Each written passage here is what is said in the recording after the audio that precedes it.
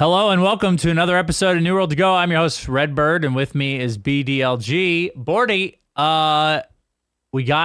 we have access to Rise of the Angry Earth now, dude.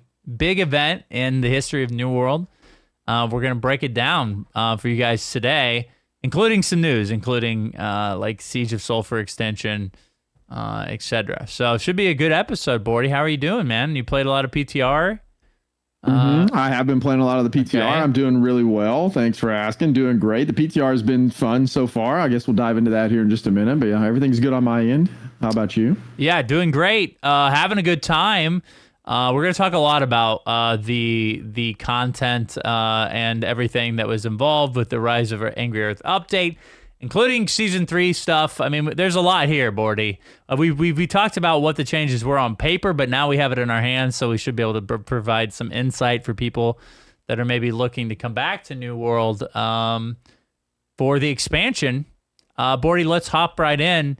News: PTR is live for Rise of the Angry Earth. Who would have thought? Week long. It ends September 18th.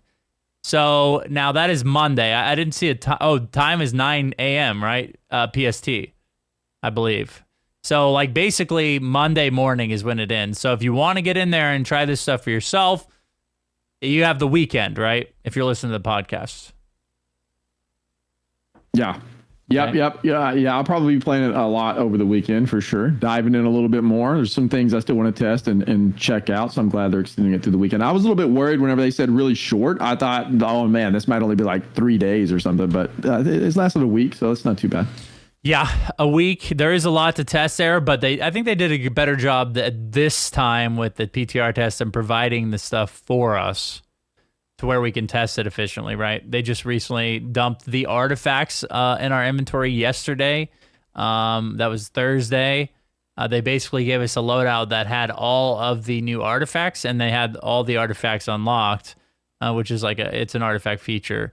And we can talk about that later during the artifact section of the stream. But yeah, I mean, they did a better job at giving us the ability to test things this time around, I think. And overall, dude, it's been fun. I mean, I've been in there since whenever it launched and still having a good time testing things and everything like that. Yeah, for sure. But I'm sure we'll talk a lot more about all this later. Siege of Sulfur event was extended till October 3rd, Bordy. So that's almost like a 3-week extension due to the event issues. I think there was a lot of performance issues and things like that early on in the event. The New World team was unhappy about it, so they extended the event. So now you'll have until October 3rd to get your Siege of Sulfur stuff. Yeah, which is good because I don't have the cosmetic yet, so I need to go do that. What cosmetic? Which one? There's like it's a worm hat, I think, right? It's a worm hat. Something like that. Yeah, there's a cosmetic that comes along with the event. Yeah, I haven't got it yet. I need to get it. Dang, okay. All right, dude. Well, okay, there you go. Siege of Sulfur, if you haven't gotten your all your event stuff, you will have until October 3rd as well to get that. And then the new arena map will leave live in 3 weeks. Bordy, what do you think about that? Rotate we finally got a new PvP event or a PvP environment, and it's going to go away. Now, you fine with that? Like, yeah, what do you mean going away? It's not going away for good. I think it's just rotating out of the rotation, right? Oh, really? And then it'll come back. Okay, so basically the old one will come back. It's just extended for a little while, I think. Yeah, it says we'll leave in 3 weeks, which I think was supposed to rotate out with the Siege of Sulfur potentially, but now it seems like it's going away right when the Siege of Sulfur extension goes away as well.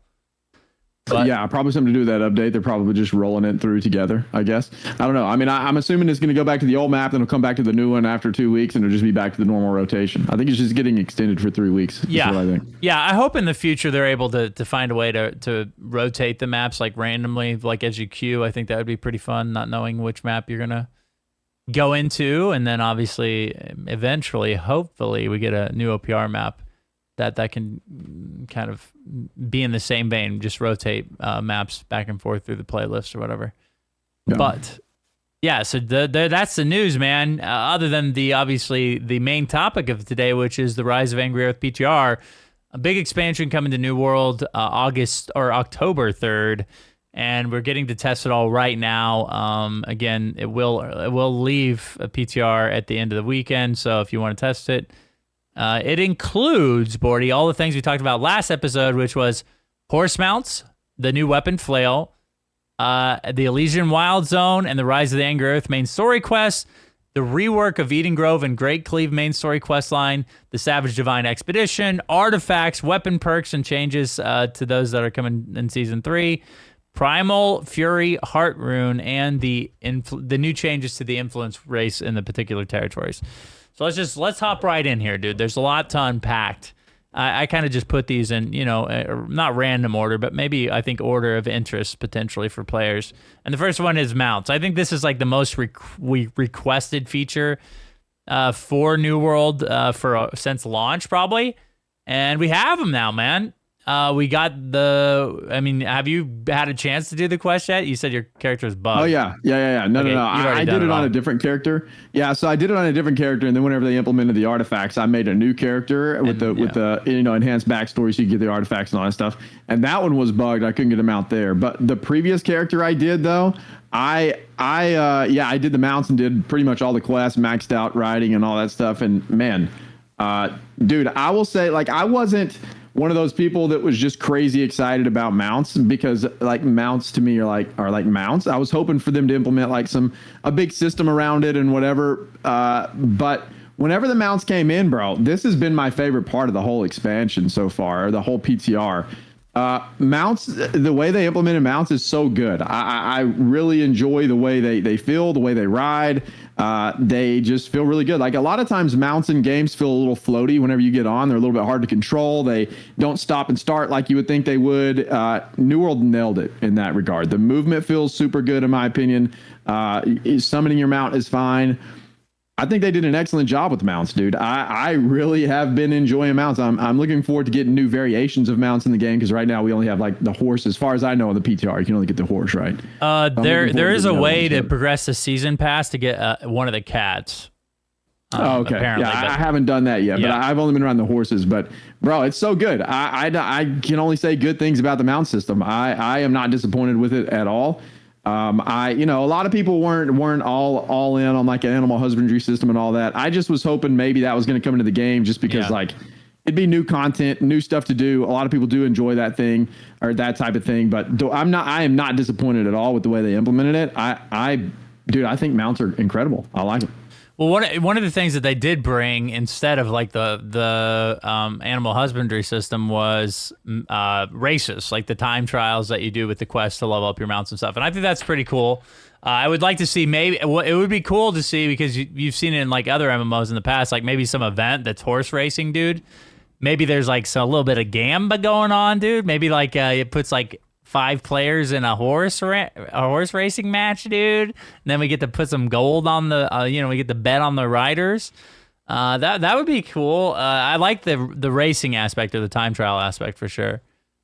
Yeah, the time trial aspect was cool, but whenever they said racing, I thought that's what we were going to get to do, is like race against other players, which I think would be neat. But I think there's a lot of opportunity for them to add some really cool things in the future with that, with the time trials, with like some actual player racing. I would agree. That would be super fun. And then I've seen a bunch of people mention jousting tournaments and stuff, which I don't know if I've ever seen a game really do that. Like, I know it's out there. Some games have done it, but I think that would be really cool to have like some sort of like just jousting match that you could go queue up for. I think that would be fun. I think stuff like that there's an opportunity for, but who knows? That's later down the road. Maybe they'll add some stuff like that. But as of right now, I think mounts in and of themselves in the current iteration, I think they're excellent, man. I have zero complaints. I think they did a fantastic job there. Yeah, New World always, I think, does a good job with like feel and like sound and like appearance and like, to me, it's very cinematic riding your horse through the world of Eternum. Like, you know what I mean? They did a good job with like the camera angle and everything. Like, it just feels good to ride them out. Off path, it feels a little less good, but when you're on the path zooming, bro, it feels real good. You can also kind of auto path, like it stays on the trail for you if you start on the trail, but there's you can't like pinpoint a direction you want to go. Your horse just runs randomly. So if there's a fork in the road, like it just goes wherever the fudge. So But I was hoping, I don't know, man. I like autopathing. I hope that can eventually come into the game. But overall, like the horses feel great. As I agree with you for sure, or the mounts in general. Flail, the new weapon, is here. The new weapon is Strength Focus. Kind of centered around support and protection of allies. Bordy, how's been your experience with the Flail so far? You done a lot of testing? So I haven't done a ton of testing in terms of like damage numbers and really getting into the nitty gritty. I have used the Flail a whole bunch, but I haven't went into, like really min-max testing or anything like that. Trying to put together an actual like really strong build and all that. I just haven't got there yet. I've just been enjoying utilizing it and using the weapon. Yeah. And I've been using it as like my main weapon and then pairing it with different pairings to see what felt good. And man, the Flail is fun. Like I'm having a good time with it. There is, it's got a couple of nice little gap closers. It does a decent amount of damage. I've been using the artifact Flail that you can block and heal, and that's pretty fun to do. Overall, I have really enjoyed it. I like the way it functions. There's some nice CC built into the kit with the trip skill or the trip ability. I have been having a whole lot of fun. One of the things I haven't done with it yet, though, I haven't really built out like a paladin build with like Flail life staff. I've seen a lot of people doing that. Looks pretty strong. I haven't done that yet. I've been going more like I enjoy like a melee kind of either I just enjoy like high damage type of build. So I've been pairing it with things like I was messing around with the Flail Greatsword today, messing around with like I did a crazy like Flail Spear thing, just pairing it with some stuff, just having a good time with it. And overall, the functionality, the feel, the animations, all of that stuff is great as far as like getting down into the nitty gritty with the meta and where that's going to land and what's going to be the best pairings and all of those things like numbers wise and min maxing. I have no idea yet because I haven't jumped in there and done that type of testing, but I have been using it quite a lot and very much enjoying my time using it. It's been super fun. Did a little PvP with it. I had a lot of fun there too. It's a fun weapon. Like I think it'll be overall a good addition to the game. Yeah, so I think the direction or the vision for the Flail was like not to be a damage weapon. I think a lot of people were concerned about the scaling of focus on a more like damage prevalent weapon. So, like the Void Gauntlet when it first launched, there was a lot of problems with it. But the Flail really, I think, hit home. It does make people a lot more tanky. It's more like a back bar weapon. From my experience using it, I did do the Paladin build. It's super strong. I was healing and medium with the Flail on the back bar, and you are tanky, bro, in both PvP and PvE. Like I was in there doing damage. I didn't give a ranch toast about dying or anything like that. Now I think the Flail, there's a lot of interesting combos that you can do with it because it is a support oriented weapon that scales off of strength. I feel like strength weapons, from my recollection right now, other than maybe the Warhammer and potentially Sword and Shield, like it fits well with those weapons that like gives you another option in the strength category for a back bar weapon. I do like that. And then obviously like it is another option for like a healer other than Void Gauntlet, which I think right now, like you basically like it's Void Gauntlet and PvE and then Rapier on PvE. And then it's like, this provides options, right? For sure. I think there's going to be a lot of options, a lot of interesting builds come out with the Flail for sure. I like the versatility of it, and I have thoroughly been enjoying using the weapon. I honestly didn't think I would like it as much. Like a Flail sounded cool. It looks cool. It's one of the weapons I always thought like, that'd be a cool addition to New World.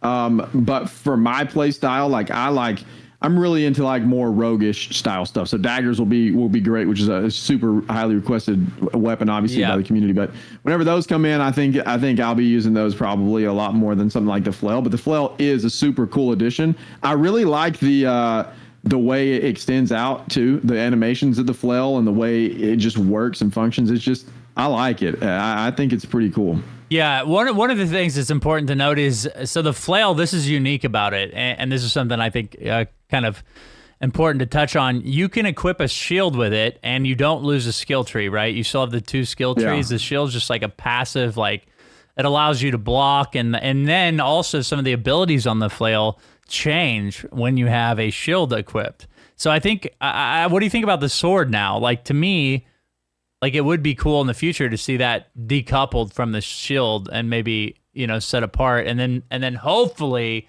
because I think the shield's been a problem in the past. Like, make the shield like its own thing, right? Like, just the weight of it, the stats on it, which they took the attributes off, which is good. It's a step in the right direction. Like, hopefully they move in a direction where shield's like more viable on different weapons. That way, maybe we can see a little bit of like hatchet shield, spear shield in the future. Yeah, for sure. You do get additional perks still whenever you use the shield, though. So that's something that, like if you have that pairing, it's like, why wouldn't you go that route to get all those perks? But I feel like it's a step in the right direction. I would like to see that happen for sure.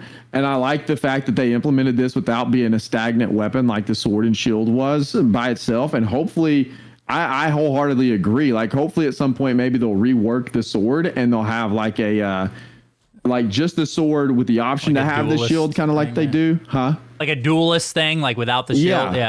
Yeah, and then have like just kind of do that with every weapon, like most games do. You have the shield, you can slot it if you want to. It's an optional thing. It's not tied to your weapon, and I think that would be a lot better. I think that really then starts to open up builds for a lot more diversity, I think. But you have to have some sort of trade-off between using the shield, not using the shield for every weapon. So something they'd have to work on. But I do like the fact that the flail kind of hints at that and points in that direction, and maybe that's the direction it's going in the future, because I think that is a much better direction than having them conjoined, Yeah, and then maybe at that point you look at maybe offhand things that you could do that would be cool, like lantern or whatever. You know what I mean? Like torch. They used to have like a tomb. Yeah, like a tomb or a tome.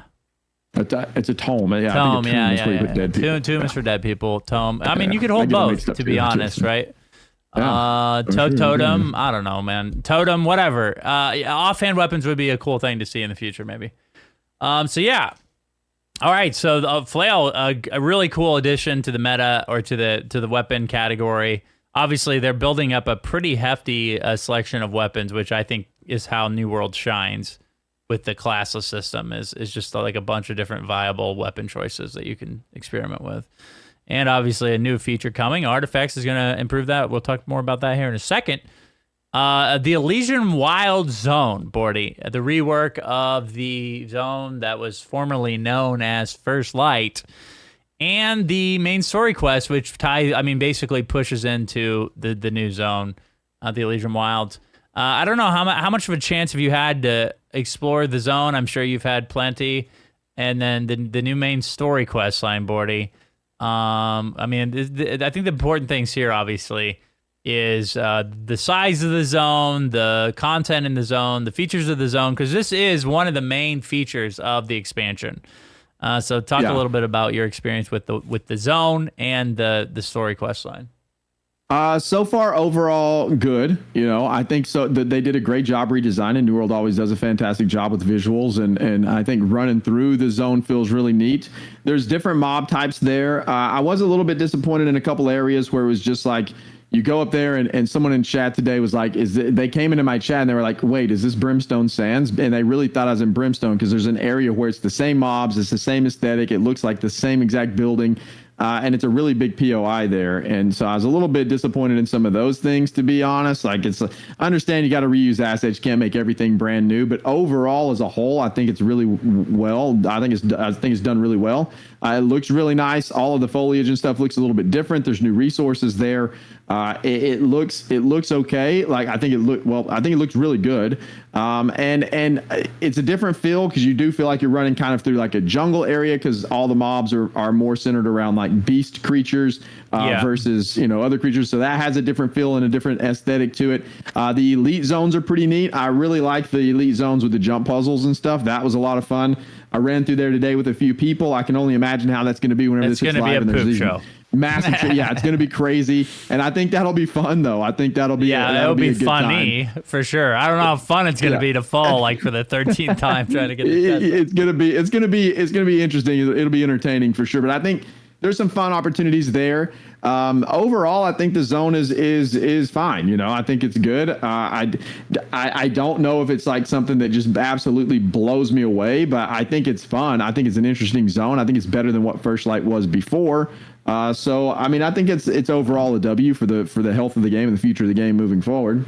Yeah, so like you were being accused of being Brimstone Sands. Everybody kept asking if I was in OPR. They said like the map looks the exact same. I can see that actually. So it's like the same location or whatever. I can kind of see that. But overall, like the new mob types are cool. There is really like maybe I'm understating this, but like I think there's like 4 or 5. So we have the lizard, the gorillas, the tusk people, or I've put the tusk people, the mammoths, and also the plants. The minotaurs. There's the minotaurs. There's the minotaurs, and then there's like new cat mobs, but they seem to play like the old cat mobs. So what? Like, yeah. So 6, I guess. So tusk people. Yeah. Okay. Yeah. Mammoths. Yeah, I mean, there is like 6 new mob types. All right. In the zone. The zone though. Well, let me wrap up the positives. There is like there is the still the glyph system that was in Brimstone Sands, which is kind of cool to unlock the chest. It is like short form content though. Once you unlock them, you basically have access to them all the time. The jump puzzles are a ton of fun. We did them on stream. It was a blast. It will be funny, dude, to see like 30 or 40 people trying to run through those rocks and jump on them all at once. For sure. Is body blocking? No, you can't body block friendlies, right? So it'll only be like PvP stuff that will be like triggering. If people are trying, you can shoot and you're fine. Yeah, but dude, imagine like a flag chest run and then just all chaos breaks loose on the floating rocks. Like it's gonna be funny. There's gonna be some. You're gonna see people using clear outs off the rocks. Yes, there's gonna be some rage quitting for sure. That'll be a ton of fun, man. And I'm a enjoyer of the elite chest runs. I do them a lot. I understand where like maybe it's not like a prime feature that everybody wants to see and you know what I mean? Like that's not the reason they're buying the expansion. But I think it's a nice additional feature, like to have that and to be able to go through there and loot in the open world. It's just something new to do, right? Other than your like curated like PvE content. I will say real quick that the Elysian Zone is the same size as First Light was. I was one of the people that thought that the zone would be like tripled in size. You know what I mean? I thought that was they were going to expand the size of the Angry Earth. Maybe like a volcano popped up and shot up an island or two. I don't know what I was thinking, but the size of the zone is not Brimstone size. It is First Light size. Yeah. So that is one of the sticking points, I think, for some people that maybe have a negative context towards the zone is the size of it. What are your thoughts there? Yeah, I mean, there is some disappointment there for sure. And like the size of the zone and some other things within the zone, it's just like, for an expansion style content, you kind of want to get something completely different, which I get it is. I mean, it is in some ways, but then in some ways it's not. So it's like, I was hoping for a little bit more in that regard too, maybe a little bit bigger or something. I don't know, but yeah, I would agree. Like expanding the zone somehow would have been a much bigger win in my opinion. But overall, it's like the way I feel about the new zone is like I'm not blown away by it. I think it's good. I think it's better than First Light was, but I don't think it's like this exceptionally amazing place, Yeah, visually, like it looks good. Like on the ground, it's fun to run through. It has a unique aesthetic to it, obviously. Size wise and content wise, there isn't like again, it's hard not to compare it to Brimstone because Brimstone was free, right? It's hard not to look at that and be like, well, this is the zone that we're getting for a paid expansion, and it's a third of the size of the free zone. And I'm in the camp that Brimstone should have been charged for. It should have been a paid expansion. But it's hard to revert history, right? It's hard to go back and change that on paper. So then like people are a little bit, concerned about the size of the paid expansion zone. So that's just something important to note, I think, as well. Now Eden Grove and Great Cleave also got their main story quest line reworked. And if I remember correctly, last year, the Brimstone Sands, we had 2 other zones be reworked too, right? It was Oh, man, What their quest lines? Yeah, there was they've two quests. reworked a whole bunch of them. Yeah, They perpetually do this, right? This isn't just like yeah. So now Trying to we're go all back the way and up to fix the Great. We're all the story. way up to Yeah. Eden Grove and Great Cleave, which are like in like 40 through 55. Like we're getting to end game now, where almost every zone has had a reworked quest line, right? At this point, we're almost there. Yeah, getting close, and hopefully at some point it'll have a fleshed out story, because I do think people will enjoy that, and new people coming back will be able to enjoy a story from start to finish, and I think that is a hook and kind of a draw for people as they go along. Story's never been there for the game, and so now it's kind of getting better. So as you progress through the game during your leveling experience, you can kind of feel more attached to Eternum and more attached to the game, which is in turn much more likely to bring players back for expansions and other releases, I think. I think that's been proven for other games for sure. But I have not had a chance to run through the story on the PTR for Eden Grove and Great Cleave. I 100% will do it whenever it hits live. But a lot of times I don't go through the story unless it's unlocking content, or I just go through it quickly, because I like to kind of do those on live so you can see the full story, because they kind of lock a lot of the stuff on the PTR, like all the cinematics and all those things. They don't want you to spoil those. They won't let you see them. So I'll just rush through it if I need to. But I haven't done it on the PTR for these two. So I don't really know what the story's like, so I can't speak on that. But what do you think about the rework of Eden Grove, since we're on that topic right now? The aesthetics of Eden Grove, like now that it's a settlement, you can buy houses there. You like it? Not like it? Dude, honestly, those houses are my favorite houses in the game. Really? The Eden Grove rework is sick. I really like it. The town, like, feng shui is terrible. It's probably the worst crafting town now, but overall, like, the aesthetics of it are cool, man. It's like a shire of some sort. So I really like the rework of the zone. I like the new house. All the new houses are the same interiorly, so that I could have probably used some difference there, but I love the yurts, or whatever you want to call them, the houses there. It's pretty cool. I'll own a house there for sure, dog. And I think it'll be interesting that territory is now owned by people. So, like, what will, like, PvP look like in that zone? It's probably going to be pretty chaotic with the way Eden Grove is set up. But I liked Eden Grove rework. What are your thoughts? You look like maybe you disagree with me, dude. No. I liked it. I thought it was good. Whenever I first seen it, I was like, wow, this is much different than anything. You know, you have the big smelter in the middle, or forge, or whatever you want to call that big thing in the middle, and it just is like more of a vertical view, and it feels like a big open space. Whenever you're inside of there, it feels so much bigger than whenever you're looking at it on the outside. It's a really cool spot, I thought. But I've heard a lot of people say they didn't like it. Like today on stream, a lot of people were just saying, man, I don't really like Eden Grove. I don't like, it was supposed to be a different look and feel, and it doesn't look like what I was hoping it was going to look like. And so there's a lot of disappointment there. For me, I didn't mind it at all. I thought it was pretty neat. I honestly didn't care. I thought it was very different than what we got before. I just didn't see the criticism that people were giving it, but that's just, that's my opinion, and that's just where differences of opinion come in for different tastes, I guess. But a lot of people were not very happy. They thought it needed more foliage. They thought it didn't fit the aesthetic of the zone, and I've seen that a lot today during stream. And so I was just wondering what your thoughts on it were. I personally, I think it's fine. I like it. I think it's different. I think it's neat, and I have no problem with the zone or how they designed it. Yeah, I like the houses. I mean, like, I guess maybe it's not like jungle housing. Maybe, I don't know what they wanted, though. Reekwater is basically that, I think, like swampy. Eden Grove is in the same, I don't know, maybe a little bit different, like epic jungle place. But again, like houses, I'm pretty sure last time I checked, people live in huts in the jungle. So, I don't know. I guess people like what they like, you know what I mean? I like it, personally. The Savage Divide Expedition, Bordy, the new expedition that's coming to the game. Have you had a chance to run it? Did you get to? I did. Okay. Yes, I have ran the expedition.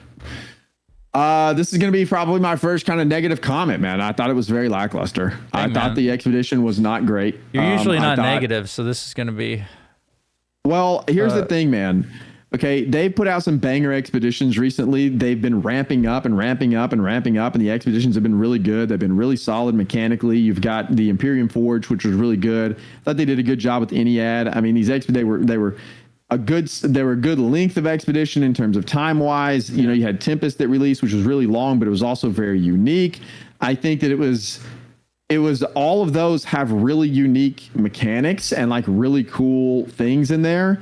And so whenever I was going in through Savage Divide, I was expecting like, all right, we're about to have some really cool mechanics with these bosses. They're these beasts that are in here. It's going to be these really cool mechanics. And then the mechanics were just, now granted, I only ran it on normal. I haven't ran it on mutated. So I don't, maybe it ramps up in difficulty, but I mean, if like mutated versions are only, we all know what mutated versions do to the expedition. It's not like it adds any additional mechanics or anything. So the mechanics to me were very lackluster, bro. It was like a tank and spank type of situation. There are mechanics, but they're so minuscule. It doesn't affect the fight that much at all. And I just really, honestly, like, I don't know, man. Like, I didn't get it. Now maybe if we run it on higher mutations, and maybe this is a little bit too soon of a criticism because I've only ran it on normal. So there is a possibility that it's a lot better, but I just wasn't blown away, man. I didn't care for it. I didn't really enjoy it that much. I was kind of bored. I just, the visuals were cool, but I don't know, man. It was a little lackluster for me. Yeah, well, okay, so I only ran it on normal mode too, and apparently they changed like the difficulty of normal expeditions to now it's basically like it is super very easy thing to do. Very easy. Right now, like we ran through like another expedition to try to get one of the new artifacts, and it was like, yeah, like it's definitely a lot easier on regular mode now.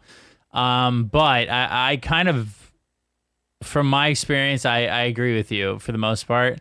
It was just not notable. The expedition wasn't. And I think, well, and I agree with you too on your latter point that basically at this point I'd feel like the expeditions were going in the right direction, right? Especially like with the last one, the Forge. The two boss fights in the Forge were the best two boss fights in the game so far, I think.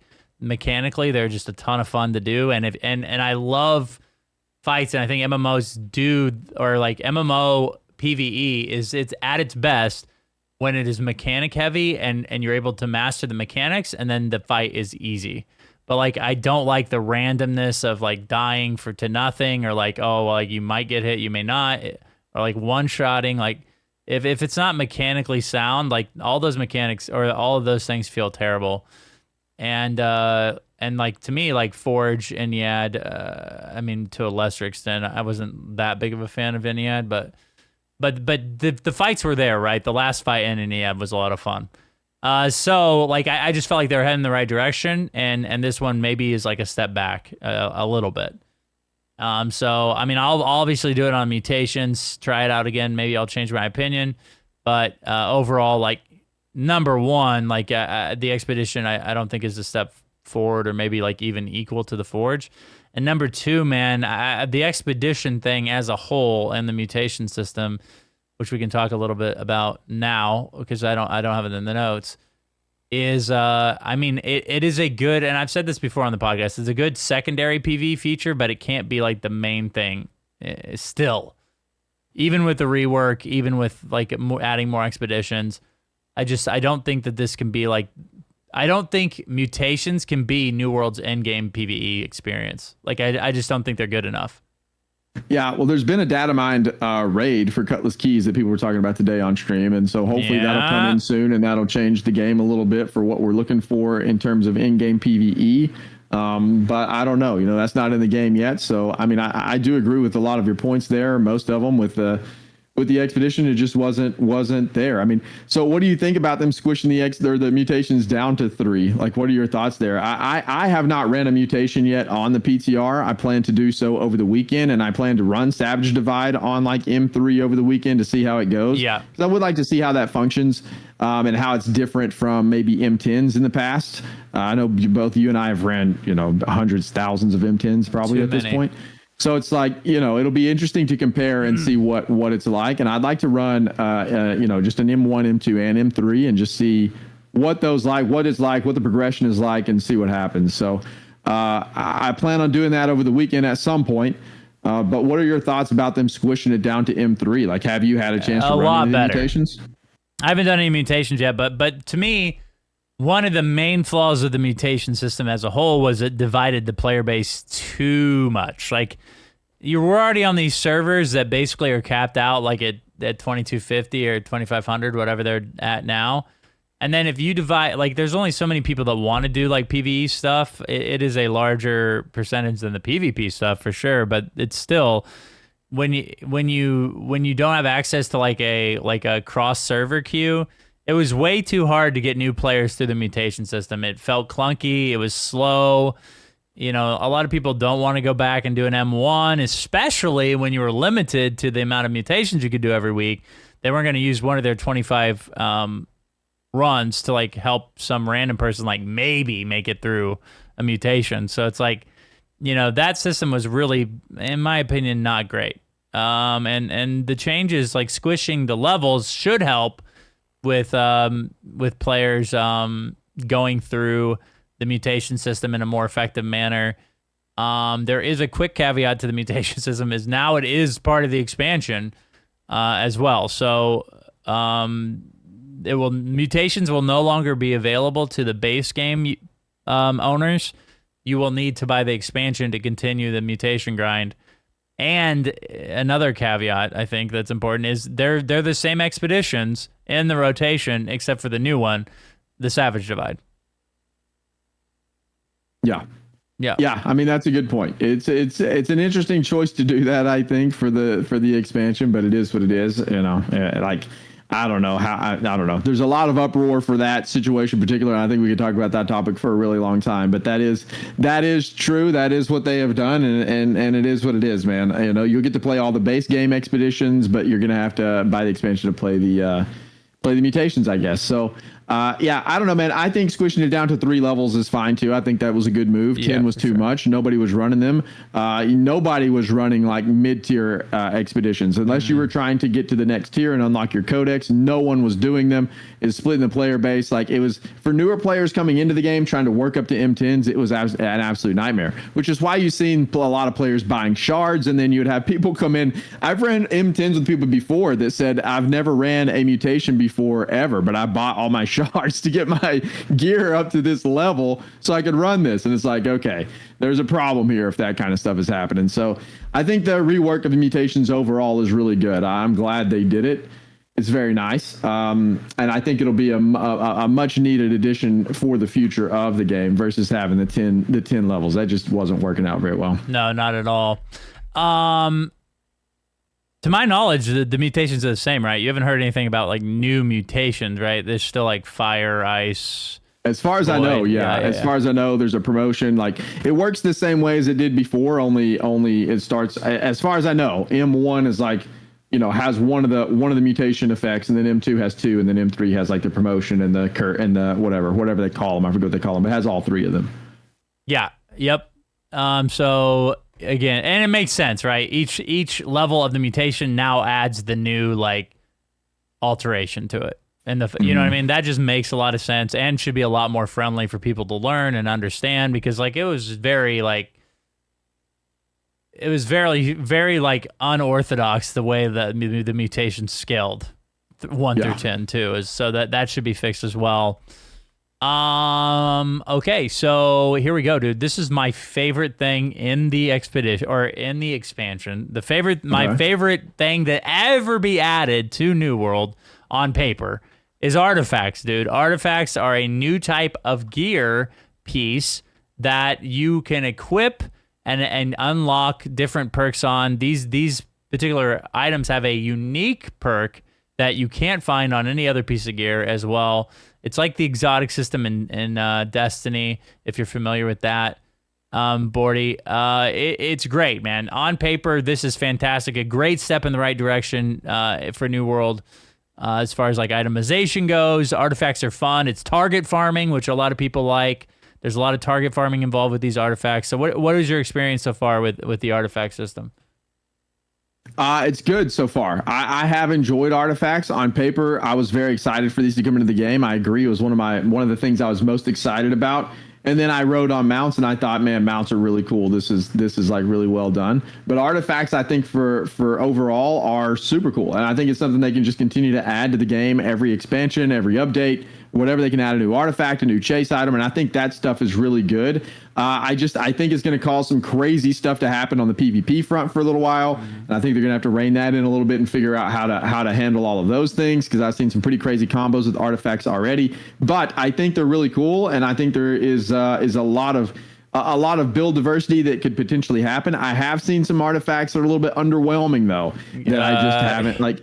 There's some on jewelry that I don't know, man. Like, I think they're going to have to rework some of those things to make them usable, because there's some artifacts that are clearly like really good, and then some that are just like, why would I ever use that type of situation? So I think they got some work to do in that area to get them all balanced and to get them looking good and give people a reason to use them. I think that'll come over time. But overall, the system is cool. I've used a few of them after they added in the opportunity to load in your character with all the artifacts, which is dope. I did that today for a while on stream. I used the flail, used the spear a little bit, used a couple of the other ones, used a lot of the armor. Check that out. I love the I think you've mentioned this before too, the weightless chest piece that you can get. I think that's really cool, because you can have some pretty neat builds come out of that. There's just some really fun things you can do, and I think we're going to see some really neat builds come out of the artifact system moving forward in the future. Obviously, I haven't had a chance to test every single artifact and figure out, like, metas and all that stuff will start to emerge after we've had a chance to get our hands on these things for a while. But overall, super cool, man. Yeah, dude, the artifacts that we got. So basically, we were given access, like we spoke at the top of the show, in the PTR of all the artifacts now to test. I've done a lot of testing. And there are some that are like exciting, and hopefully they explore avenues like that, like the Void Axe, like the Lightning Hammer. I think the Void Gauntlet's pretty unique because it scales off of Dex. So, like, you know what I mean? There's always like that bow musket range where you can apply like the dot from the Void Gauntlet. It's really cool. Like, there's just a lot of unique things that can open up a ton of different builds, allowing a weapon to now scale with a different stat. But there are some that definitely miss the mark, and literally like every piece of jewelry does. The leeching one is fun to play with. That's the one I've been playing with the most out of the jewelry.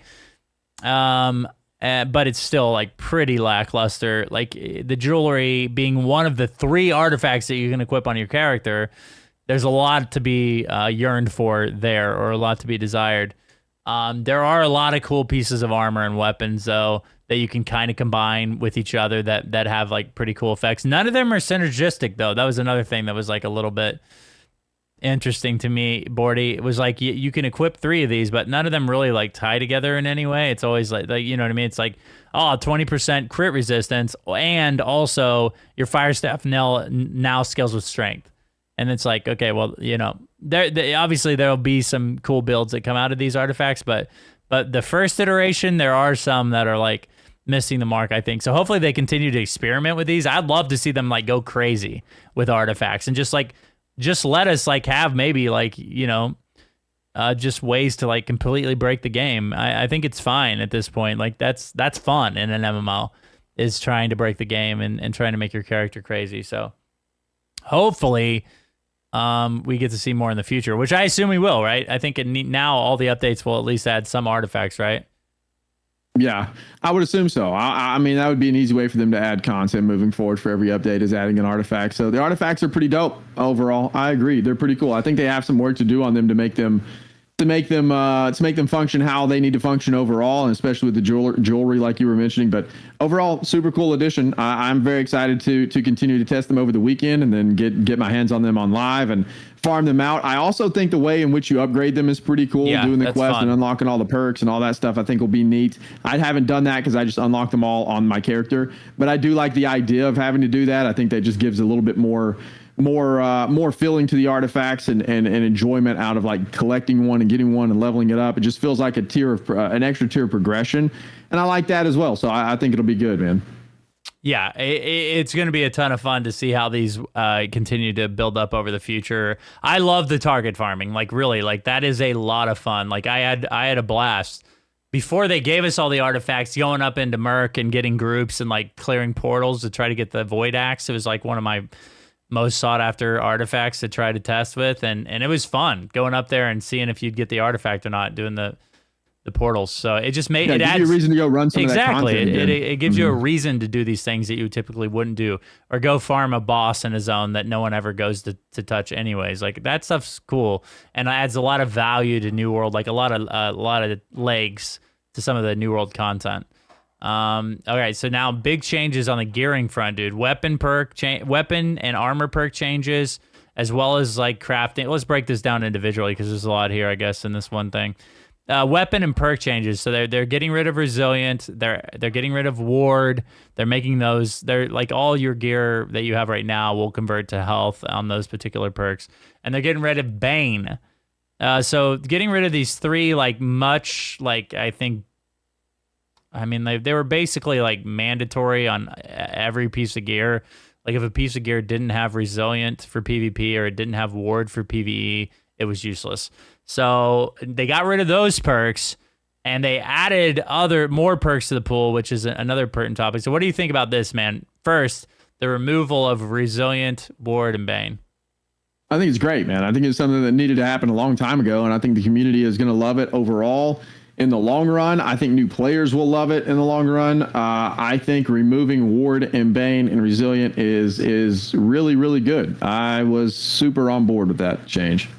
Yeah. To me, well, this is important because to me, like it was mandatory for the style of New World to kind of like, you're living in a world where I think the main point of the game or where New World shines is compared to like a class system, which I think typically or historically thrives better, is the fact that you can try out and test out all these builds and have fun, unique ways to like combine these two weapons together to create a unique build. Artifacts help you do that, and I think removal of like these like not dead, but like they're mandatory, which essentially makes them dead slots on all this armor for you to tweak the way your character works, is really good for the game. Unfortunately, they added some perks that basically are in the same vein. Now, all of what we knew to be basically as like attunements, or what was the other one called? The defensive one? I don't remember. The defensive version of attunements, where you would basically slot those. It was like a resistance. They weren't very much used. But those are now perks on the gear, and there's like straight up damage increases. So it'd be like a +2 to void damage. So these perks I think will be mandatory on gear for like in game like BIS, but they aren't as oppressive as like a resilient ward and Bane. What do you think about the new perks that they added, along with like health, of course, to the armor? Dude, I think there's some really interesting perks out there that hopefully will give us a little bit more build diversity, but I think you're right. No matter what you do, no matter how many perks you add, I do think there's always going to be a meta that rises up. It's not going to matter. I think there's always going to be a meta that rises up for each patch, for each rotation, and people are going to be, putting that particular perk on their gear. But hopefully this is leaning us more into the direction of having build diversity, which is what we all want. I mean, New World has suffered a lot from putting builds into a box, and it's just like you're running the meta build or nothing, especially for high end like PvP content or PvE content. And I hope that kind of moves away from that. I mean, having diverse, fun builds is what like New World should shine at, because it's an easy game to switch builds in. You're not class locked. The whole game revolves around switching weapons and gear easily to be able to make these cool builds. And so hopefully that's what we'll get to. So as far as like the new perks they've added goes, I think it's a step in the right direction. There is some good perks out there. There's some fun looking stuff out there. I haven't dove in and dissected every single perk out there yet and looked at all of them. But from what I've seen so far, there are some very interesting perks that could change things and will change things. And I think right now, as it stands, I think they're at least pushing in a much better direction than they ever have been before. Yeah, I think it will definitely be a lot more interesting with the trade skill changes, Bordy. We're coming in hot with a bunch of new crafting mats, a bunch of new profession level upgrades, new gear, a lot of things, man. They are increasing the gear score to 700 now. The new level cap will be 65. I don't think we mentioned that earlier, but probably in a previous episode. And all the trade skills are now up to 250, right? Is it 225 or 250? 250. 250. So lots of different things going on with crafting here. All new mats in each zone. You will still use your cooldown mats. Previously, they will be upgraded into new cooldown mats, Sporty. Prismatic ingot, leather, and linen, or whatever they are. So it's a new tier. It's not a new tier, which I wish they would just make a new tier like that. Does that bother you? You're OCD a little bit. I don't know why they left it as tier 5 because you have. I don't know why they did that, bro. I don't know why they didn't just make tier 6 material and then turn it into prismatic. I don't know why they left it at tier 5, bro. I don't know. There's 2 tier 5s. Yeah, I don't like that. I don't know why they did that. That makes me angry. I'm not sure. For some reason. Yeah. You know what I mean? I'm just going to go out. This is a nice therapy session for both of us in general about New World. So this is, that doesn't make me happy. I don't want it to be tier 6, please. I'm not sure why. There's a level cap increase, there's a trade skill increase, everything else increased, but you left the tier of the stuff the same. I don't know. I didn't get it either. I was confused at first. I like whenever I first started looking at it, I was very confused because I was like, wait, is this an upgrade or is this the same tier with just different stuff? I was confused, man. I didn't know if it was an upgrade or not until I started really looking into it. And I was like, oh, okay. So this is how this works. This is an upgrade. It is essentially a higher tier. It's just not labeled a higher tier. It actually did confuse me for a minute. Yeah. I had to really look at it for a second. Yeah. So we'll see. I mean, it is a new tier. So I would like it to be a new tier. But the changes are cool.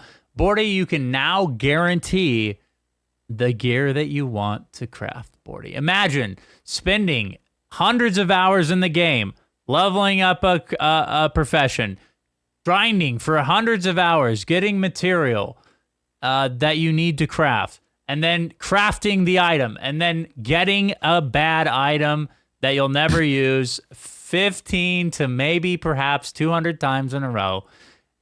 It's gone, dude. It's gone. Now you can guarantee crafting. There is a caveat because it is a butt ton of mats that you're going to need to gather to get the guaranteed craft. It is, but I think that's fine, right? Like I don't think you'd want to make it super easy. I don't know what the grind's going to be like to get those mats yet. It may be just absolutely insane. They may need to tone it down just a little bit, but overall, I think it's fine. I think it's fine to have to work towards getting your actual like guaranteed BIS gear that you're shooting for. If it is 100% guaranteed, then I can go out there and I can grind this stuff, and whenever I'm done, I can have the feeling of satisfaction to know that I'm done. I got this gear and I am guaranteed to get it now. Like my gear is in my hand. That's a good feeling to me. I don't mind that at all. I don't mind working for my gear. Gives you something to chase, I think, overall. So have you seen how you upgrade named items now? Have you seen how that works with the gypsum kiln? With the dark matter. Is that what you're talking about? Yeah. So essentially they replaced umbral shards with dark matter is basically what happened. Because now you get dark matter, you go to the gypsum kiln. Like if I didn't know this, the stream was explaining it to me today because I was confused on how it worked too. But you get a named item, if it drops at like 670, you can go to the gypsum kiln and you can upgrade it with dark matter and a few other items, and you can guarantee your last perk on there. And whenever you upgrade it, it will turn it to a 700 legendary with your locked in perk that you chose. So pretty interesting system, I think. I think it works out pretty well. And so gives you still a reason to get those named items. Because I was a little bit worried. Artifacts work that way too. The last perk on an artifact is choosable, which is really sick, I think. Yeah, for sure. I was a little bit worried because I got these named items and I was like, well, now I have these named items at 670. What do I do? Like, do I have to just go keep farming this till I get a 700 drop? And then I realized, like, no, you can just go upgrade it. And so I thought that was cool. I think the way they worked it out is pretty nice. I didn't mind it at all. Yeah. So one quick note about umbral shards is they're going away. Just like we thought they would. The conversion is 10 cents to one umbral shard. So So one umbral shard, or 10 umbral shards is worth 1 gold, and 100 umbral shards is worth 10 gold. So, I mean, that was exactly what we thought it was. It was like a leak. I don't know if it's a leak or an unconfirmed fact, but it's confirmed now. That's exactly what's happening. And like, people are worried about the economy, but I'm always quick to remind people, the territory control system exists. So if you're worried about the economy, I don't know if umbral shards are that big of a concern. I mean, like maybe there are like some people, maybe like in M11 that have like millions of shards. But I think generally, for the most part, the player base, I mean, it is going to have like what, like 10 to 20K in umbral shards at best. Yeah, probably. Like I have like 400K. That's only 40,000 gold, man. Right. You know what I mean? Like that's which you can spend on like a tenth shards. of a Bis Great Axe or something right now. Right. 400,000 umbral shards more. is going to get me 40K. You know, it's like, I don't think it's that big of a deal. I think the conversion rate is fine. You also don't want to discount them so much, like a penny per umbral shard. Like what the heck, bro? People would be mad. You spent all this time working to get those umbral shards and you don't get anything for it. You know, that's terrible. So at least we're getting, You're getting gold. That's what you're getting. So now at least we're getting gold. Yeah. Also, I've seen this floated around a lot too. People are asking what's happening with just gypsum orbs. They're just used in crafting recipes now. They're still, as far as I can tell. They're still a thing. You still get them. They're just used in crafting recipes. Well, you can still craft the boxes too. I don't know how good the boxes are now. I don't know if they're going to give you in-game gear or not, but I haven't crafted one yet, but I'm assuming you obviously don't get umbral shards, but I'm assuming you can use them to get gear, or you could get the gear, use them, get the gear, and then salvage the gear to try to get dark matter. Dark matter. Yeah, exactly. Yeah. Heart rooms are in the game still. Obviously, you'll need to use them to craft those as well, or items for the heart rooms. So there's a lot of reasons to have the gypsum orbs, but umbral shards in general, like they're out of the game. Like once everybody consumes them for gold, then they're gone. Are you gonna keep one in your inventory just for memories, Bordy? No, I'm not gonna salvage it. Yep. Yeah, no, I don't care. I have plenty of screenshots and videos to remember that by. I don't have to keep them. Okay. Yeah. So what do you think overall now that you had a chance to play the PTR now with how the loot system works and how you're getting geared out versus the old way? I like it better. I hate the other way. In a short form, that's my answer. I think expertise was like completely diluted. No one knew what the fudge was going on. And it's so hard to explain that to people. Well, like, it's literally like a 20,000 word guide on our website. Yeah, it's so long to describe it, and it's like this is not new player friendly. And the effort you had to go to get to 625 was nuts. So like now, like, hey man, I go do in-game content, and you know what happens? I get in-game gear. You progress. Yeah, it seems pretty good to me. Yeah. On a quick note, though, I did get 700. In a day. So it's very fast. So I know that like I was given level 65 basically with the loadout, but my gear score I was like 650 and I went to 700 in one day. Just a note there. Did I have Bis gear? No, my gear was not good. But I was at 700 and really like it didn't even matter, I guess, because like 700 with bad gear doesn't really matter anymore, because now like it's not like it's going to change my expertise where things drop for me now, right? It's just going to be the same. I still have to go do in-game content to get the gear. So obviously it's going to take a while to farm out Bis or craft Bis for all your different builds, but to get to 65 and to get to gear score 700 is not going to be a long grind when the expansion comes out. No, it's not. And I think that's a good thing and a bad thing. I think people will be level 65 very quickly. They said just going through the main story will basically inherently bump you up to level 65. So I think you'll be level 65 quickly. I think it sounds like from what we've experienced in the PTR, because I've also experienced a similar thing. It sounds like you can just go you'll get to 65 quickly, you'll get the gear score 700 quickly, and then your in-game like actual grind is going to be trying to get like your artifacts, get those to Bis, getting like maybe named items, bumping those up, and just chasing your Bis items like basically like we have been forever now, only just underneath a different system. Yeah. Yep. But I think it's going to go quick. I think getting there will be quick, and then chasing the Bis items is what's going to be the actual grind. Yeah, exactly. The item chase. Also, Jay-Z in chat said, like, grinding up all your trade skills back to max level and your gathering skills will also take time, which those things are important in getting in-game gear, because crafting is obviously the most viable way to get like the exact piece of thing you want. Thank God. That it is. Which just a quick tip for people out there: just save a bunch of faction tokens, and you can go buy your way up to the faction vendor. You can buy experience boosts from the faction vendor for your trade skills. So yeah, there's a cap for your on gathering those, skills for sure. There is, but I mean, it's a quick way to get up there so you can actually go gather the mats in the new zone at least without having to grind it up. That's a good point. Just save up a whole bunch of faction tokens. That's good. Also, speaking of faction vendors, Bordy, they've been repurposed. There's actually stuff that you're going to use there. And to craft max level gear, you will now need a piece of gear from each faction vendor.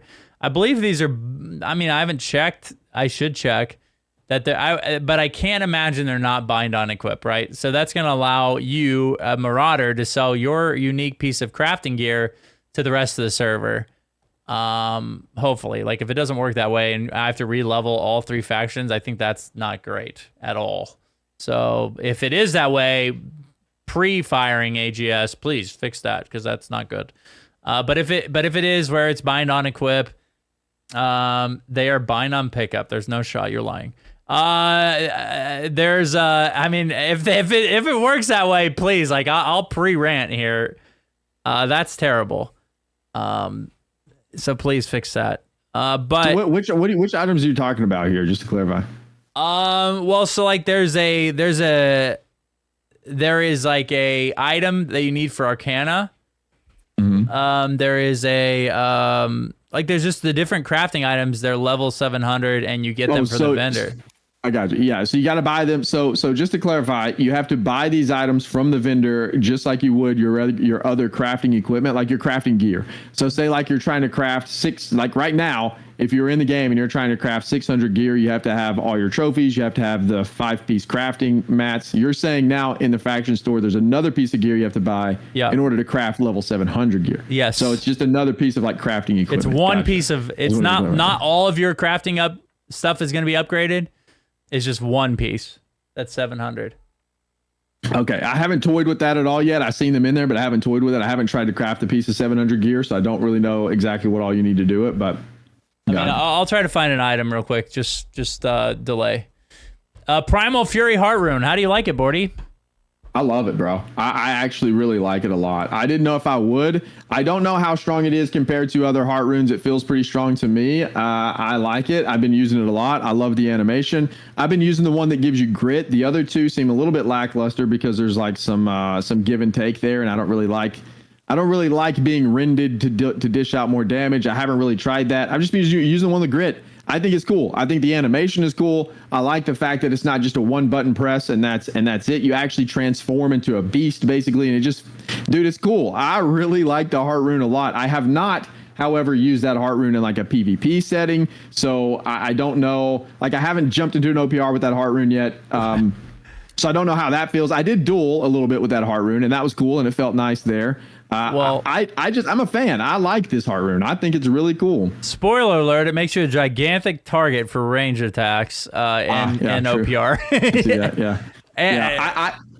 I don't know how good it is, okay? Just a preface. I've just been playing with it and using it, and I've had a lot of fun using it, but in comparison to like if it's gonna be used in a PvP setting a lot, I have no idea. But I'm a fan. I like the way they did it. I'm having fun with it.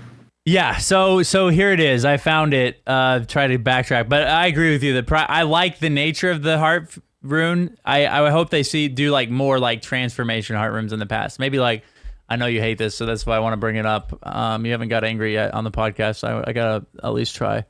Vampires and werewolves. We could do vampire and werewolf heart runes. Like there could be, you know what I mean? Like all kinds of different transformation things that you can do. That would be cool. Here's the item that I was talking about. They're called Syndicate Specs. They're Arcanist expertise. It gives you 5 instead of 2. So plus 5 Arcanist crafted item quality. Yeah, I've seen those earlier. 85,000 faction tokens and 65,000 gold. Yeah. I can't for some reason. Oh, it is bind on pickup. That's what the database says. Rip. But people are saying they're not mandatory. Well, how the fudge does that work then? Why do you even care if they're not mandatory? I mean, it only affects like your gear, like weapons and right. It only affects weapons and like, well, there's no Arcanist armor. So all your magic weapons. Like, why wouldn't, like, if you're already getting a guaranteed craft for the spectral stuff, like, why, what the fudge is this for then? I don't know. I was going to test that today on stream and I ran out of time before podcast, but I was in the process of putting all my trophies up and putting all my crafting gear on and trying to get to where I could craft a piece of 700 gear. So I'm not real sure how that works, to be honest. I don't really know what those are for. That's what Chad's saying. Yeah. So, okay, a useless piece of gear that costs 65,000 seems good. All right. Well, anyways, last thing, and this I know. Hey, man, I knew I'd have another shot in the gun to make you mad. Influence race. Bordy, they have now changed the way you get influence in a zone. There are now capture points that allow you to influence or increase the influence of your faction. Also, I did some of this. It was a lot of fun. The only thing, Bordy, is it's time gated now. So now you can't even push territories when you want to push territories. You now need to push the territory within a window of time. Turns out they're about the same as the wars as far as windows go. Do we know if the area is still locked? You know how if there's too many people in an open world fort, you can't get into that area. Is that going to be the same thing with this open world push? These open world pushes, which I haven't ran into that in forever because I don't think we've had enough players. I don't even know. Like that might not even be a thing anymore. But if that is still a thing, and we're trying to push these windows to push all these players into this area, you better get there really early so you can get into the area, or you're not going to be able to PvP. Well, like, I don't know if that's a thing. It is a thing because, dude, out of the side of my mouth. The first day that the PTR was up, the horse quest was a poop show. It was literally just you couldn't get in the area. It was like 100 people trying to get into the horse quest thing, and they kept saying there's too many people in the area. So this is going to be a disaster. Then it's not going to be good. So I don't know what will happen in the zone, obviously, but the hopes of like, maybe getting away from time gating and the PvP like territory control thing is lost. So I'll let you give your thoughts first before I give mine, and I'm not going to go on a massive rant because we've been recording for a while now, but I do have thoughts to share. But what do you think about the way it works, since you've actually had a chance to participate in it? Because I haven't had a chance to participate in it yet. It hasn't been going on since I've been on the PTR. So yeah, so I had a lot of fun with the push. Like me and like a few people from our faction defended one of the points. Like, there's a few at the other one, a few at the other one. It was just like small scale, like 2v3, and then immediately like a 3v2, and like, you know what I mean? It just kept like more and more people kept challenging, and then we would die, and then we would group up and challenge again. It was a lot of fun. The points were fun. The problem was I had to stream for an extra hour that I wasn't intending to try it out, which immediately was not like, it just put that taste in my mouth, man. That's like, bro, I'm never going to be able to do this. You know what I mean? On a realistic manner. Because of the time gating stuff. I really wish that they would look at, maybe if they're already time gating these territory pushes and the wars, like maybe like lock in some of these territories to like different windows throughout the day. Like maybe there's like one or two territories that you can be pushed and or captured and or ward for in the mornings or whatever. Like to me, that would like at least mitigate some of this, but it's all like in the afternoons when players or people would typically get off work and then hop on a video game, which is not like, I mean, like we're like, our profession's a lot different, but generally, like, even if I worked at 9 to 5, I couldn't come home and get on a video game. Like, that's family time. So, I think it adds to the frustrations or the friction of this territory control system, in my opinion, by time gating now territory pushes. Yeah. So the long of the short is I hate it. We know that. Yeah, I mean, everybody knows that. It's no secret. I understand why they do it. I get it. I'm sure they have data on the back end that shows that this is what time everybody's online. They have the highest population at this time. It's peak time. Well, that's kind of a no-brainer. I understand that. But if you're on at peak time, there's going to be a couple of problems. If it still locks you out of a zone whenever you get on, not only are you going to have to get on and participate at that time, you better be on super early or else you're not going to get in there at all because you're going to be booted out. Because there's going to be a ton of people trying to do this. Number one, open world PvP in New World is excellent, bro. It is so fun. It is one of my favorite activities to do. I love it. It's the best form of PvP that the game offers. It's so fun, bro. Right? It's so fun, man. PvP in general in New World is so fun. It's a very unique experience. It's incredibly fun. People love it, and we need, my opinion is like, people love it. We need more of it to be accessible. And whenever you come in here and you keep just throwing these time gates on things, bro, I just scratch my head and I wonder why. I wonder who's making the decision to time gate this stuff and to continue to push into this direction for that side of the game. Everyone that plays the game raves about how good the PvP is and how fun the open world PvP is. I've never heard anyone say the open world PvP in New World is like trash. If they do, then whatever, man. They probably just don't like PvP in general or whatever. But everybody that plays the game, the PvPs, loves it, bro.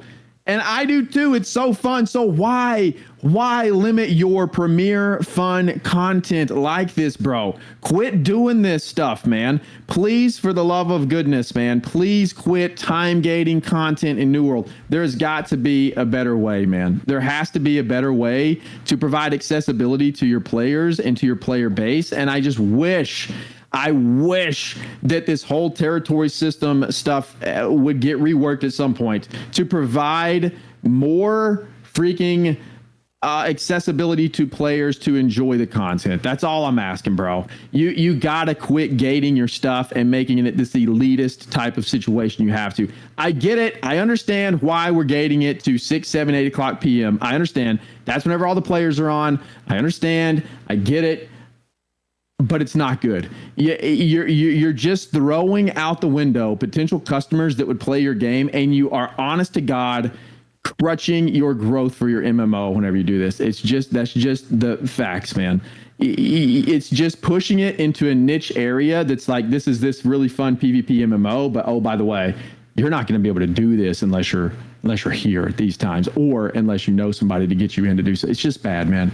It's just bad. So I understand. I understand why they do it. I get it, but I see so many problems with it still. I just hope and pray one day they redo it, they rethink it, they revamp everything, and then I think New World has a real shot at being like an incredibly good MMO. But anyway, rant over. No, it's fine. Well, here's the deal. Like, I agree with you. We came from Elder Scrolls Online. Both of us. When we first started covering New World, we were previously covering Elder Scrolls Online. And to me, like, Cyrodiil, like, and this is the way all MMOs work. The MMO, like, population, like, 90% of people are there for, like, social PvE, challenging PvE, like, you know what I mean? Like, just the social side of things, and or PvE, and or, like, you know, in-game progression of the story, et cetera, et cetera. There's like a 10% amount of people, or a lower percent amount of people by far, that are interested in, like, the PvP side of things, mainly because PvP, or like MMO PvP, is challenging because there's always the gear grind that's involved. There's like the gear advantage. So a lot of people that don't really enjoy, like, especially new players going up against seasoned players that are better geared, that there's a lot of friction that happens there, right? So it's not a fair fight most of the time, and a lot of people don't really enjoy that sort of thing. Of the people that are interested in PvP in MMOs, there was Cyrodiil and arenas in ESO. Arenas were a ton of fun. You queue up, you go in. Me and you played the fudge out of them. Like, I mean, that was what we did. For like, I remember, like, during some ESO streams, we played for like the entire time. And just queue up arenas, you know what I mean? That's all we did for like stream after stream after stream. It was a ton of fun. There was not a lot of friction. There was a lot of, like, you just queue up and go, which is, I think that's one of the challenging things with Arena and New World, is sometimes there's not people queuing. But Cyrodiil was another way. You just hop in, you go to work, right? You join up with whoever's running territories or trying to siege, and you have fun, and you go out. Like, sometimes you get like little 2v2s. Sometimes you get like 5v5s. Sometimes you get like these epic 15 versus 100s that, you know, there's tons of videos, especially like early on in ESO, where like, dude, you see this well-coordinated group just wipe a Zerg. And that stuff is dope. The problem is New World's war system, which again I like the 50v50. I like the open world territories. I don't like the fact that I can't do it. You know what I mean? Because I want to do it, but because I can't play during those times, I can't do it most of the time. You know what I mean? And I would love to see them like transform New World's territory control system into like an open world Cyrodiil, like to where like to me, like just let like the windows are fine, just stagger all the zones throughout the entire day, you know, and then just let us like immediately push a territory and then war. Whoever's online, you sign up, it's chosen at random. I don't give a fudge. And like let the territory or the faction fight for the territory and then divide the taxes of all the territories between the factions during that day. No, it doesn't really matter because the next day it'll go again. It'll be different. Everybody will be doing it on a perpetual nature. It would be cool to be able to go through and like, oh, well, like, okay, so we get to push Everfall and see who gets into that war. And then immediately after that, we'll get to go to Brightwood and we'll get to push that territory. And there's just like a loop of ongoing pushes because there's enough territories at this point to where like there was an hour or 2 hour long window where people could do throughout the day, do these things. And the problem is, number one, the server sizes. Like, I don't think they support that sort of thing. Like, obviously, ESO's super servers, so it's a lot easier to like get enough people in there to make that interesting. But number two is it's a time gating, man. It really feels bad to be on the outside of that window looking in from a dedicated player, which we both are. Like, I mean, obviously, I don't know. I mean, we play like way more than probably most people. Yeah, I would agree. And I think a lot of people will say, well, that's a you problem. You know, you can't get on at that time. It's a you problem. You're right. It is a me problem. I can't get on at 6 o'clock at night because I'm spending time with my family. Yeah, I'm hanging out. Saying it's a you problem is also like a you problem. Well, the thing is like whenever somebody says, well, that's a you problem. Well, it is a me problem, but think about how many other me's there are in the world that can't do this. And think about how many other people this is off-putting to and why they don't play New World. Is because they can't participate in all this content they want to play in. And I have felt like for a very long time, that whole system is just a crutch for New World. Not a crutch, but a hindrance of growth for the game. And I hope that in the future, in maybe, you know, the upcoming year or whatever, they address it. They at least say, like, we know it's a problem. There's no way they can't look at the way it works right now and think it's good. I don't. Well, I have a hard time. There is a way. So, you know, overall, though, you know, that's still my biggest complaint about the game as a whole. Like, that is it. That is my biggest complaint about the game. I think New World as a whole has pushed so much more into like a better direction with all the stuff they've done with this expansion. Like, mounts are good. I'm looking at this list here. Like, mounts are good. Flails are good. The Elysian Wilds is like, okay, it's good. I think for new players coming back, they'll really look at it and be like, wow, this is great. Eden Grove and main story, like revamping the stories, fantastic. The Savage Divide, at least it's another expedition, even though it's not my favorite one. Like, it's at least something else to do. Artifacts, freaking excellent, man. All the weapon perk changes, removing Bane, removing Ward, adding what they've added. The Primal Fury Heart Room, super fun. Like, all of these things are adding to the game, bro. In my opinion, they're turning this ship around and making this really, really, really great MMO. And they just have one piece missing. And if they can fix that one piece, I think, with their in-game loop, I think New World is like, man, I think it's going to be a really solid MMO for the next, you know, however long. Well, but it's getting there. There's so much good with the expansion. You know, I am excited for the future of the game, but I just really get frustrated with that one aspect because I think it is a super big, like, I just don't think it's going to help the game grow, you know? Well, one of the things, though, is it may be one missing thing, but it's a really big one when it goes to MMOs because the in-game loops are what keep people playing like an MMO that essentially is centered around or driven around like the in-game loop. Like most people, like there's two parts of every MMO, the leveling experience and then what does the in-game look like. And New World, like, unfortunately, the two biggest things in the in-game loops right now are invasions and wars, and both of them, I think, could use quite a bit of love.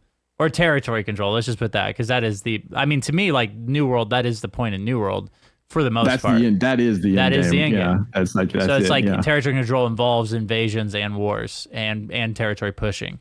And to me, like, that needs a lot of love, and hopefully we see it get some love soon. Yeah, for sure. All right, dude. Well, that's it. We pushed through everything.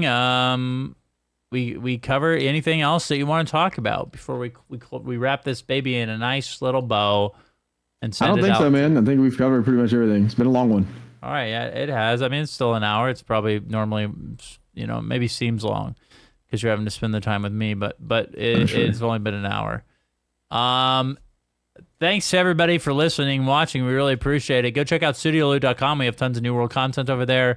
A map builder, all New World guides. We'll continue to update those and add new guides for the expansion to help you along your journey through the Rise of the Angry Earth. Special thanks to Sky for hosting the podcast in the New World Discord as well, or AGS Sky, the group of people involved. We appreciate that as well. And Bordy, why don't you tell people where they can find you? Yeah, man, studioloot.com. Just go there, and that's that. Just you'll find me there. You can click on all the links, find all the other content. It'll direct you to where we need to go. Just studioloot.com. Same. Shout out to Taken. We love you, buddy. Thanks for continuing to dodge our request to join the podcast, and all the other fun things that you contribute to, our loving relationship with you. I like calling it. It's now I'm gonna make it like a daily or a episode thing, to call us Taken Out until he comes on the podcast again. One day we'll see how it works. It's probably not gonna go well, but I'm gonna try it. So, by the way, we do have some special guests lined up soon. We don't have an official date, but we'll hopefully be able to tell more, give you more information on that later as well.